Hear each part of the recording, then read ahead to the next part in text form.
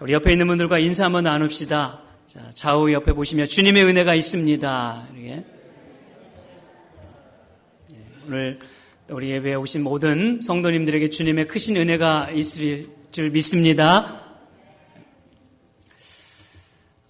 우리는 지난주 이 기독교 신앙의 본질인 거듭남에 대해서 이렇게 살펴보았는데, 오늘은 이제 두 번째로 회개에 대한 말씀을 나누고자 합니다. 먼저 2007년에 개봉되었던 영화 미량에 대한 영화를 소개로 좀 말씀을 시작해 보려고 해요. 아마 여러분들도 이 미량이라는 영화를 보신 분들이 많이 있으리라 생각합니다.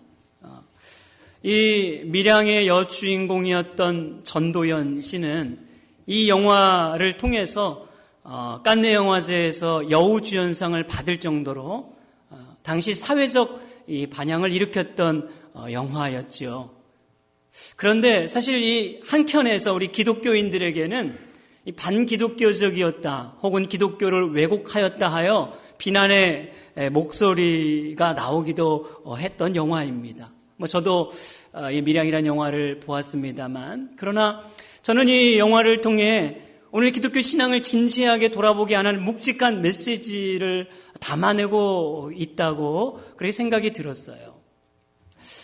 간단하게 여러분 소개를 해드리면, 남편을 잃은 여인 이 시내는 아들을 데리고 남편의 고향인 밀양에 내려와 가지고 새로운 삶을 이제 정착하는 과정 중에 있는데, 그 아들이 유괴를 당하고 그리고 살해를 당하는 참으로 이 참혹한 일이 발생하게 됩니다.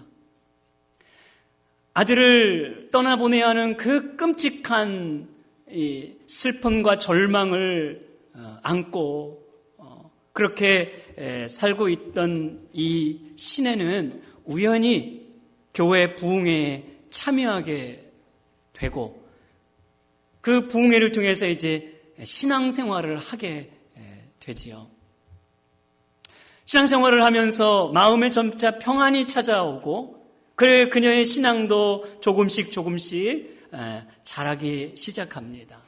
그러면서 그녀의 마음속에 원수도 용서해야 된다는 주님의 말씀이 늘 이렇게 마음속에 기억이 났던 것 같아요. 그래서 어느 날 그녀는 마음에 이제 결단을 합니다. 그리고 용기를 내어서 교도소에 갇혀있는 그 유괴범을 찾아가요. 그리고 그 유괴범 앞에서 이렇게 말을 하죠. 내가 하나님의 사랑을 알고 당신을 용서하기 위해서 오늘 이곳에 왔습니다. 이렇게 말을 하니까 이 유괴범이 그 말을 들은 후에 아주 평온한 얼굴로, 그리고 담담하게 이렇게 대답을 했습니다. 저도 이 교도소에 있으면서 하나님을 만났고 이미 저의 모든 죄를 사함 받았습니다. 이렇게 말하는 거예요. 그런데 이 유괴범의 이야기를 들은 시내는 그 순간 얼굴이 하얗게 질리게 되죠. 그리고 큰 충격을 받습니다. 교도소를 뛰쳐나가고요, 교회를 배척하면서 이 신앙의 방황을 이제 하게 되는 이야기로 전개되는 영화입니다. 여러분, 이 영화의 큰 주제는 용서에 대해서 분명 말하고 있는 것 같아요. 그런데 저는 이 용서의 출발이라고 할 수 있는 기독교의 이 신앙적 본질, 믿음에 관해서 시사하는 바가 아주 매우 큰 것 같습니다. 왜냐하면 용서의 모든 근거는 하나님과의 관계에서 비롯되는 것이기 때문에 그렇습니다. 여러분, 성경이 말하는 진정한 믿음이 무엇입니까? 무엇을 참된 믿음이라고 말하는가요? 그것은 자신의 죄에 대한 회개를 동반하는 믿음이라고 말해요. 거듭남에 대해서 우리가 말하지 않았습니까? 거듭남이라고 하는 것은 복음의 말씀이 우리의 내면에 심겨지면서 새로운 생명이 싹트는 동안 우리의 이 마음이 새롭게 변화되는 하나님의 은혜라고 말씀을 드렸습니다. 그런데 우리의 마음이 새롭게 변화되는 이 과정 속에서 자기의 죄를 슬퍼하고 자복하는 회개가 동반이 되는 것이고, 그 회개가 우리로 하여금 그리스도를 우리 마음에 진실함으로 영접하게 만드는 참된 믿음을 일으키게 되는 것입니다. 그러니까 여러분, 우리가 예수를 내 구원자입니다라고 그저 믿는다고 지식적으로 동의하는 것이 참된 믿음이라고 말할 수 없다, 그 말이에요. 우리의 믿음의 모든 이 근거가 회개와 함께 이루어지고 있다는 사실을 우리 놓쳐서는 안 돼요. 오늘 본문에서 예수님은 바로 이 두 가지 사건을 들어서 참된 믿음을 일으키는 그 회개의 중요성이 무엇인지를 우리에게 가르쳐 주고 있는 말씀입니다. 한 가지 사건은 당시 빌라도가 갈릴리에서 올라온 몇 사람을 아마 잔혹하게 죽여가지고 그들이 드리고 있는 이 제물의 피에 죽인 사람의 피를 섞는 일이 일어났어요. 얼마나 이건 잔혹한 행동이에요. 이것은 이 성전을 모독하는 일이죠. 그런가 하면 정말 유대인들에 대해서 모욕적인 일이 아닐 수가 없었습니다. 그들이 무엇을 잘못했길래 이런 끔찍한 일을 당했는가? 성경이 그 얘기를 구체적으로 말하고 있지 않기 때문에 우리가 정확하게 알기는 어렵지만 유대인의 역사가 있던 요세푸스는 말합니다. 그들은 갈릴리 출신으로 열심당원이었다. 당시 열심당원은 민족주의자였고요. 이 몸에 칼을 차고 다니면서 이 반로마적인 생각을 가지고 있었던 사람들이에요. 그런 그들이 성전에서 어떤 소동을 일으켰던 것 같고, 그것을 이제 빌라도가 참지 못해 그들을 이제 잡아다가 이제 죽였던 일이었던 것이죠. 그래서 이 사건을 이제 알고 있던 몇 사람이 예수님께 와서 묻는 겁니다. 아니, 예수님, 도대체 그들이 얼마나 못된 죄를 지었길래, 얼마나 정말 끔찍한 일을 지었길래 그런 잔혹한 일을 당해야 합니까? 그런데 예수님은 이 질문에 답을 하는데 너무나 뜻밖의 대답을 하고 있는 거예요. 질문과 별로 크게 상관이 없는 듯 하듯이 말이죠. 오늘 3절에 보니까 주님은 말씀하셨어요. 저 사람들이 다른 사람들보다 죄가 더 있어서 그런 것이 아니라 너희도 회개하지 않으면 이같이 망하게 될 것이다. 그러면서 또 한 가지 사건을 예를 들어요. 예루살렘 남동쪽의 이 실로암 부근에는 망대가 세워져 있었는데 아마 그 망대를 짓다가 사고가 나면서 18명이 또 죽는 그런 끔찍한 일이 발생했던 것 같아요. 그래서 주님이 또 말하는 것이에요. 그 망대가 무너져 죽은 18명의 사람들이 너희들보다 죄가 더 많아서 그런 건 줄 아느냐? 아니다. 너희도 회개하지 않으면 이같이 망하게 될 것이다. 13장 5절 여러분 같이 한번 5절을 읽어봅니다. 시작. 너희에게 이르노니 아니라 너희도 만일 회개하지 아니하면 다 이와 같이 망하리라. 아멘. 주님께서 여러분 지금 무엇을 말씀하고 있는 것입니까? 끔찍한 일을 당한 사람들과 너희도 이렇게 말해요. 두 번에 너희도 별반 다르지 않는 사람들이다. 여기서 너희란 당시 주님을 따르던 제자들도 있고요. 무리들도 있고요. 당시 유대 종교 지도자들도 섞여 있었어요. 너희 모든 사람, 그러니까 오늘 우리를 포함해서 말이에요. 너희도 이 사람들과 별반 다르지 않는 사람들이다. 똑같은 죄인이다. 이렇게 말하고 있는 거예요. 그들이 더 죄가 많아서거나 너희가 더 그들보다 의로워서가 아니라 우리도 모두 천벌을 받아 마땅한 흉악한 범죄임에는 동일하다. 여러분, 우리 주변에 일어난 사건이나 사고들이 얼마나 많아요. 예를 들어서 미국의 9.11 사건을 우리가 생각해 볼 때에도 그 쌍두빙 빌딩에서 이제 무너져가지고 얼마나 많은 사상자가 났습니다. 그런데 여러분, 그 생명을 잃은 사람들이 죄가 많은 사람들이었습니까? 정말 끔찍한 죄를 짓고 못된 사람들이 다 그런 변을 당한 거예요? 아니에요. 그곳에는 아주 경건한 사람들, 아니 우리보다 더 믿음을 잘 지키고 있는 그리스도인들이 많이 섞여 있었어요.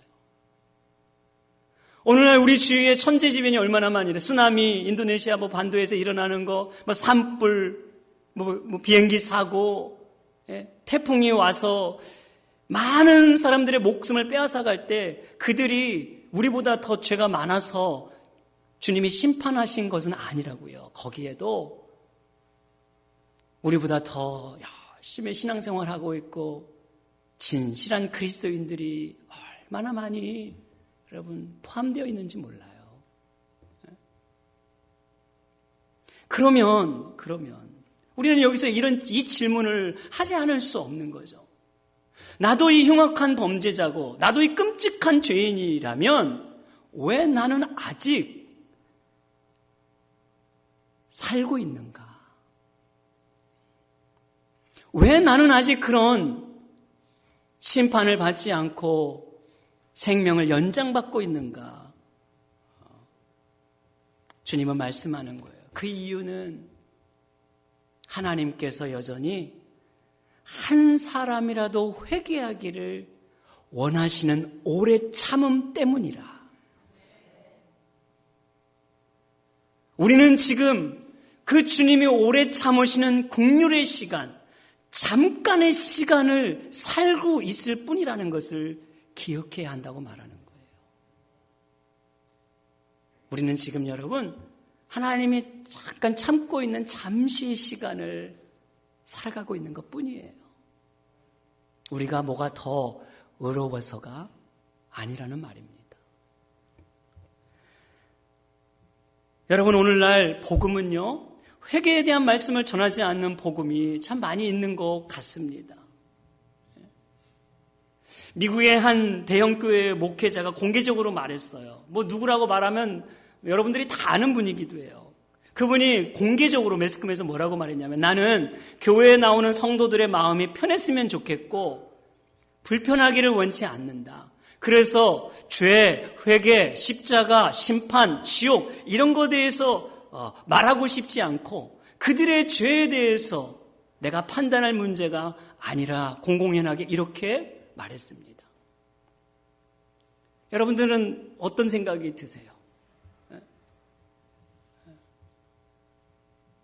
저는 제가 목회자 입장에서 그분의 이 고백이 결코 성경적이지는 않다고 생각이 들어요. 그것은 한 사람의 목회자뿐만이 아니에요. 오늘 우리가 처해 있는 이 시대의 교회는요, 회개를 등한시하는 그런 이 신앙적인 생각들이 얼마나 팽배하게 자리 잡고 있는지 모릅니다. 한 세기 전이었던 그 영국의 구세군의 창설자인 윌리엄 부스라는 분이 앞으로 기독교가 어떻게 될 것입니까? 라는 질문에 이렇게 대답했어요. 앞으로 기독교는 지옥 없는 천국이 될 것이고 거듭남 없는 구원을 말하는 기독교가 될 것이고 회개 없는 용서를 전하는 아주 값싼 복음, 천박한 복음을 전하는 기독교가 될 것이라고 예언을 했는데 마치 그 예언이 적중이라고 하듯이 오늘 이 시대는 그렇게 죄와 회개에 대해서 사람들이 중요하게 여기지 않고 있는, 가볍게 여기는 시대에 우리가 놓여져 있는 것입니다. 여러분, 성경은요, 회개 없는 구원을 말하지 않습니다. 여러분, 제가 다시 말합니다. 성경은 회개 없는 구원을 말하지 않습니다. 참된 믿음은 반드시 진실한 회개가 동반되어야 합니다. 구약에서 이 회개를 돌이키라라는 말로 하고 있어요. 너희가 돌이켜야 한다. 신약에서는 이렇게 몇 가지로 말했어요. 예수님의 첫 메시지도 마가복음 1장 15절 너희가 회개하고 복음을 믿으라.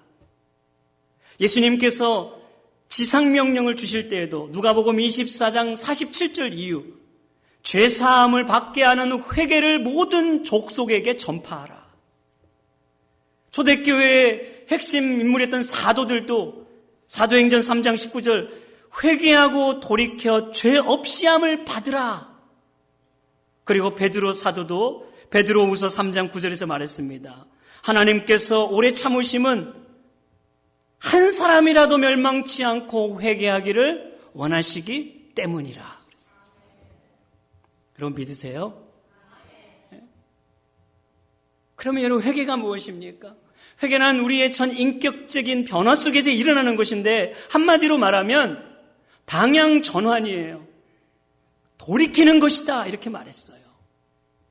죄를 버리고 하나님께로 돌이키는 것이에요. 죄에 대해서 무감각하게 살던 자가 죄를 싫어하고 미워하는 자로 돌이키는 거예요. 세상적인 가치를 가지고 살았던 태도에서 성경적인 가치를 추구하는 태도로 돌이키는 것이에요. 그것을 사도 바울은 에베소서 4장 22절 이후에서 이렇게 말했습니다. 너희가 썩어져가는 이 욕심을 따라 구습을 쫓지 말고 옛사람을 뭐 하라고요? 벗어버려라 그랬어요. 벗어버리고 그리고 24절에 새 사람을 입으라. 인생의 방향을 재설정하는 거예요. 여러분은 오른쪽으로 가던 사람이 왼쪽으로 돌이키는 거예요. 내가 지금 이 길이 잘못됐다고 판단이 되면 그 방향 180도로 전환시키는 것을 회개라고 말한다 그 말입니다. 그러니까 여러분 우리가 믿는다고 하면서 과거의 이 삶을 똑같이 살고 있다면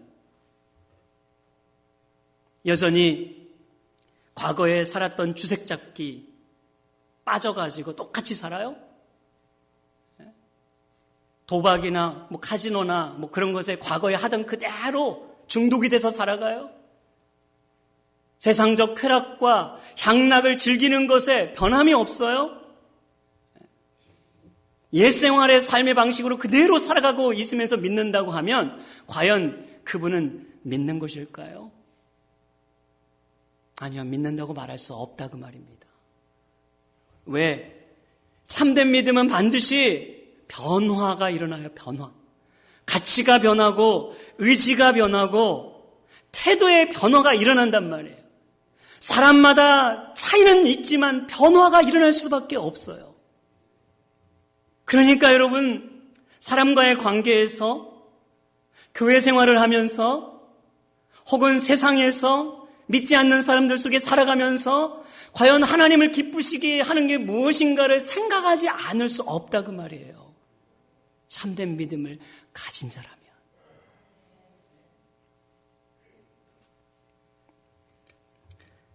그러니까 여러분 회개는 후회나 뉘우침을 말하는 것이 아닙니다.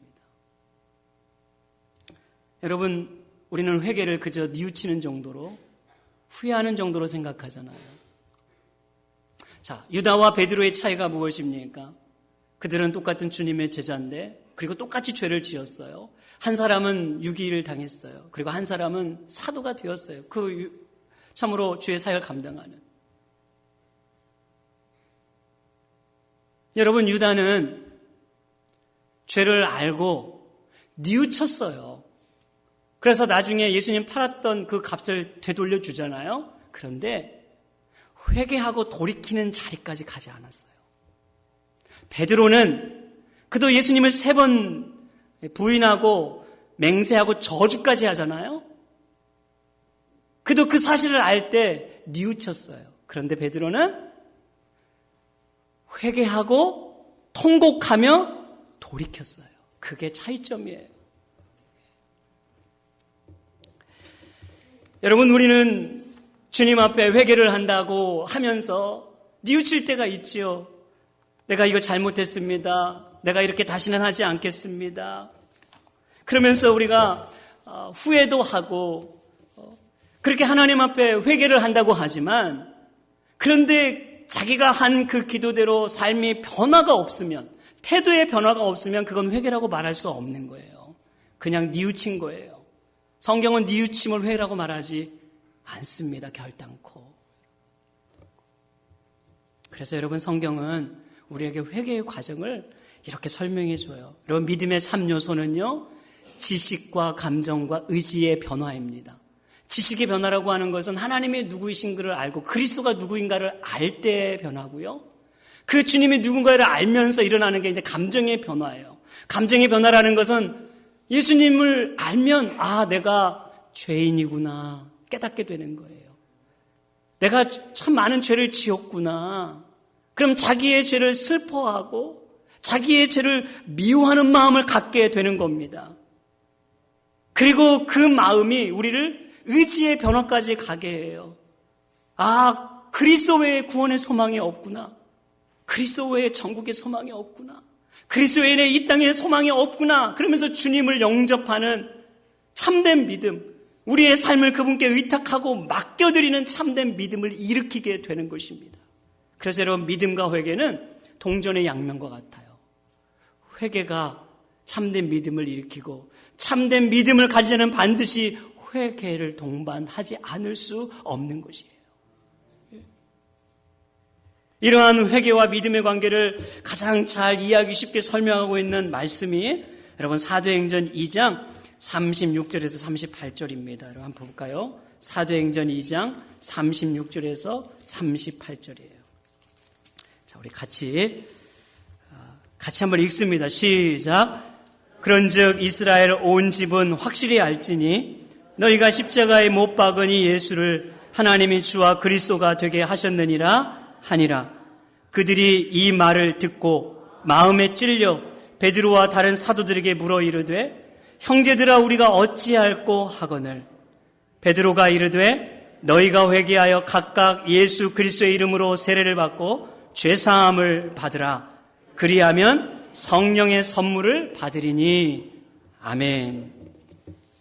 여기 보면은 바로 이 믿음의 세 가지 요소를 우리에게 아주 잘 설명해 주고 있습니다. 먼저 이 지식적인 변화가 일어나요. 그것을 복음을 듣는 것이라고 말합니다. 여러분 7절 보시면 그들이 이 말을 듣고, 그래서 듣고. 뭘 들었나요? 36절에 말했어요. 예수 그리스도가 나의 죄를 위해 십자가에 못 박혀 죽었다. 그런데 이스라엘 백성들이 그 십자가에서 예수를 죽인 줄 알았는데 바로 내가 그 살인자였구나. 내가 그 주님을 죽게 만든 죄인입니다. 라는 것을 복음을 통해 듣게 되었다 이 말이에요. 들었을 때 그 뒤에 여러분 어떤 변화가 일어나냐면 감정의 변화가 일어났어요. 보세요. 37절. 이 말을 듣고 마음에 뭐 했다고요? 찔려. 그러면서 우리가 어찌할꼬. 여러분, 복음을 들으면, 십자가의 복음을 들으면 예수님의 고난이 나의 고난임을 알고 예수의 죽음이 나의 죽음이라는 것을 우리가 깨닫게 되잖아요. 그 십자가의 복음을 경험하면 내가 죄인이었구나. 우리 죄에 대한 탄식이 나오지 않을 수 없는 거예요. 왜? 내가 그동안 아무렇지 않게 죄에 대해서 무감각하며 살았던 모든 생각들과 행동들과 삶의 모습들이 다 떠올리면서 찌르거든요. 하나님의 말씀이 우리를 자꾸 찔러요. 그거 죄였어. 너 그런 거 있지? 그렇게 살았던 삶, 그게 얼마나 나쁜 건지 아니? 네가 그렇게 의로운 자가 아니야. 네가 예수를 죽인 자야. 어디에 소망이 있니? 하면서 우리를 자꾸 찌른다고요. 우리 안에 더럽고 추악한 모든 삶을 다 드러나게 하시고 찔러요. 찌르니까 어떻게 해요, 여러분? 자꾸 내 죄를 알게 되는데 그 죄에 슬퍼하지 않을 수가 있어요? 그 죄를 안고 애통하지 않을 수가 있어요? 자기의 죄를 생각하며 통곡하지 않을 수가 없다 그 말이에요. 내가 이런 자였구나. 나도 죄인 중에 괴수였구나. 나도 하나님의 진노를 받아 마땅한 자였구나. 나도 그리스도의 십자가가 아니면 살아갈 삶의 의미가 없는 자였구나라는 걸 알면 주님 앞에 슬퍼하지 않을 수 없고 자복하지 않을 수 없다 그 말이에요. 여러분 바리새인과 세리의 기도를 기억하십니까? 누가복음 18장 가보면 세리가 어떻게 기도해요? 세리는 주님 앞에 그저 납작 엎드려져 가지고 고개를 들지 못한 채 가슴을 치잖아요. 가슴을 치면서 나오는 그 한마디조차 뭐라고 말합니까? 주여 나는 죄인이오니 불쌍히 여겨주십시오. 여러분 예수님의 십자가를 경험하는 자가 이 고백 외에 없어요. 이 고백을 하지 않을 수 없단 말이에요.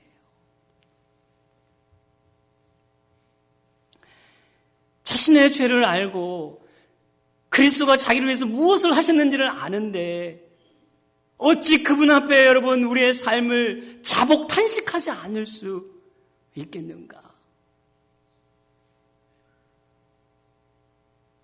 여러분 우리에게는 다 이런 회개의 은혜가 필요한 거예요. 여러분들은 이런 은혜가 있으셔요?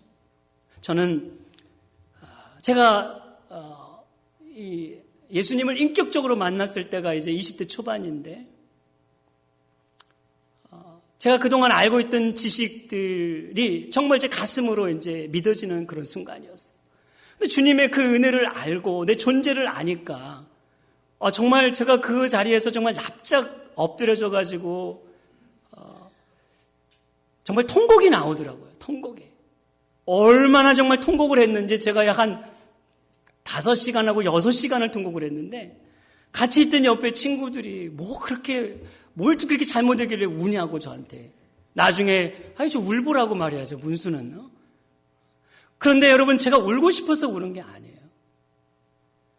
그냥 가만히 그 주님을 생각만 하는 것으로도 그냥 그 주님의 십자가를 제 마음에 생각하는 것만으로도 너무 주체할 수가 없는 거예요.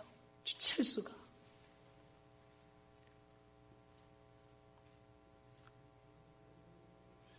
여러분 우리 모두에게는 사람마다 달라요. 똑같지 않아요. 그러나 주님의 십자가를 경험하면 자기의 죄를 뉘우칠 뿐 아니라 회개하는 자리가 반드시 있어야 돼요. 자복하는 자리가 반드시 있어야 하는 겁니다. 여러분 유괴범의 문제가 무엇인지 아십니까?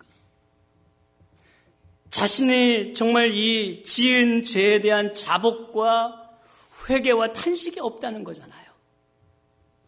보세요. 그가 감옥에서 예수를 만났어요. 은혜를 경험했어요.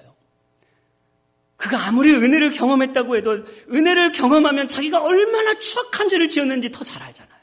아이를 살해했어요. 그죠? 끔찍한 만행을 저질렀다고요. 그러면 그는 정말 천인공노할 자예요. 그런 죄를 지어놓고 여러분 그 아이의 부모 앞에서 나도 주님의 은혜를 받았다고 나 다 죄사함 받았다고 당당하게 평안하게 그렇게 말할 수 있습니까? 여러분 그럴 수 없어요.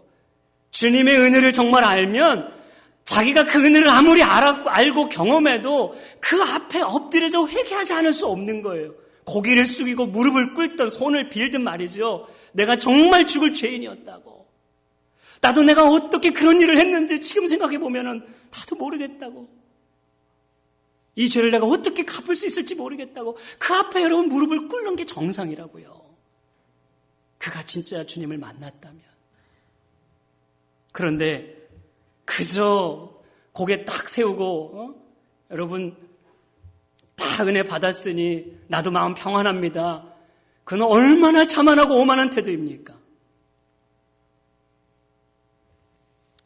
여러분 구원이라고 하는 것은 주님은 내 구원자입니다라고 그냥 믿음으로 받아들이고 지식적으로 동의한다고 해서 구원이 이루어지는 게 아니에요. 그걸 구원이라고 성경은 말하지 않아요, 여러분. 참된 믿음을 갖는 자는 반드시 자기의 죄를 회개하는 그 시간을 거쳐야 돼요. 거칠 수밖에 없어요. 그렇게 감정의 변화, 마음에 찔려 우리가 어찌할꼬 할 때에 드디어 이제 의지의 결단이 나오지 않습니까? 오늘 38절 너희가 각각 회개하여 예수 그리스도의 이름으로 세례를 받고 죄사함을 받으라. 드디어 그리스도께 자신을 의탁해드리는 거죠. 그분께 헌신하고 복종해드리는 참된 믿음의 자리로 나아갔던 것입니다. 여러분 말씀을 맺습니다. 우리가 예수를 처음 만나게 될 때, 십자가의 그 복음을 처음 경험하게 될 때 자신의 죄를 진짜 탄식하고 이 회개하는 이 열매를 갖는 것은 얼마나 중요한 일인지 몰라요. 그것이 진짜 우리가 주님을 이제 첫 만나게 되는 그 은혜의 자리인 거예요. 그래서 성경은 이것을 회심이라 이렇게 말해요. 회심. 회심은 일생에 단 한 번밖에 없어요. 사람마다 달라요. 상황과 시간과 나이도 다 다르게 하나님이 우리를 찾아와서 우리를 회개케 하는 그 회심의 은혜가 다 있어야 되는 거예요. 그러나 우리가 이런 회심을 갖는다 하더라도, 참된 믿음을 갖는다 하더라도 우리는 예수를 믿는 이유에 끊임없이 회개하지 않을 수 없는 겁니다. 왜냐? 여전히 우리는 죄의 옷을 입고 있기 때문에, 여전히 우리는 세상의 이 먼지를, 세상의 죄에 대한 때를 묻히며 살아가고 있기 때문에 주님 앞에 나와 회개하지 않을 수 없는 거예요. 여러분, 거룩이라고 하는 것은 회개에서부터 시작되는 겁니다. 거룩한 삶의 시작은 바로 회개하는 자리예요. 그래서 주님은 뭐라고 말했는가? 심령이 가난한 자가 복이 있는데, 심령이 가난함을 알기 때문에 애통할 수 있기 때문이라. 그런데 애통하면 왜 복이 있느냐? 자기를 겸손하게 낮추는 온유한 자가 될 수 있기 때문이라. 온유한 자가 되면 내가 비로소 주님이 내 삶을 붙들지 않으면, 주님의 은혜 아니면, 주의 말씀 아니면 살아갈 방도가 없는 자이구나 알기 때문에 의에 줄이고 목마른 자의 자리로 갈 수 있기 때문이라. 그래서 심령이 가난하고 애통하는 자는 복이 있느니라 말하는 겁니다. 여러분들에게 이 복이 있으십니까? 여러분들은 진정 이 회개의 은혜를 경험하셨습니까? 아직까지 이런 여러분 은혜를 누리지 못했다면 주님 앞에 이런 은혜를 경험하게 달라고 사모하시는 여러분 되시길 바랍니다. 그것은 우리의 의지가 아니라 하나님이 하셔야 하고 성령이 우리 안에 역사하는 열매입니다. 저와 여러분들이 오늘 이 사순절 주님의 고난을 묵상하는 이 기간에 애통하는 자의 복을 더 마음껏 누릴 수 있는 은혜가 있기를 주님의 이름으로 축복합니다.